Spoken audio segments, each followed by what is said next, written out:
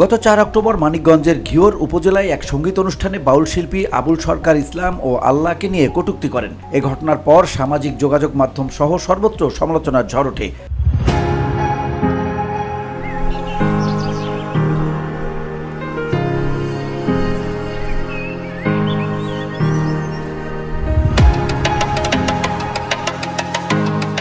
বিভিন্ন মুসল্লি ও ধর্মীয় সংগঠনের পক্ষ থেকে তার দ্রুত গ্রেপ্তার ও শাস্তির দাবি জানানো হয়। বিষয়টি পুলিশের নজরে আসার পর ডিবি পুলিশ বিশেষ অভিযানে গত বৃহস্পতিবার ভোরে মাদারীপুরে তাকে গ্রেপ্তার করে। বর্তমানে তিনি কারাগারে রয়েছেন।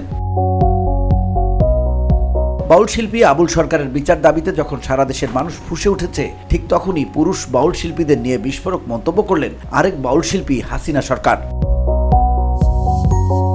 এক ভিডিও বার্তায় শিল্পী বলেছেন, নারী বাউল শিল্পীরা বিছানায় না গেলে তাদের কোনো প্রোগ্রামে ডাকা হয় না। এমনকি তিনি নিজেও এরকম পরিস্থিতির শিকার হয়েছেন বলে জানান। তবে যাদের বিরুদ্ধে তিনি অভিযোগের আঙুল তুলেছেন তাদের নাম উল্লেখ করেননি।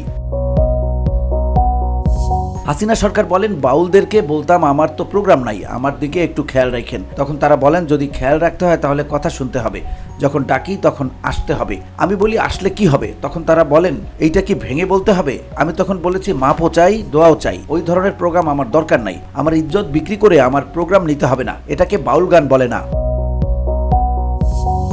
তাকেও পুরুষ বাউল শিল্পীরা কুপ্রস্তাব দিতেন দাবি করে এই নারী বাউল বলেন, তারা বেডে নেয় আর গান গাওয়ার সুযোগ দেয়। আমি বাউল শিল্পী হয়ে বলছি, এখন বাউল জগতের এরকম পরিস্থিতি হয়ে গেছে।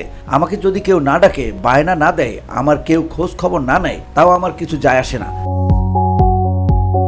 VOD Bangla news desk.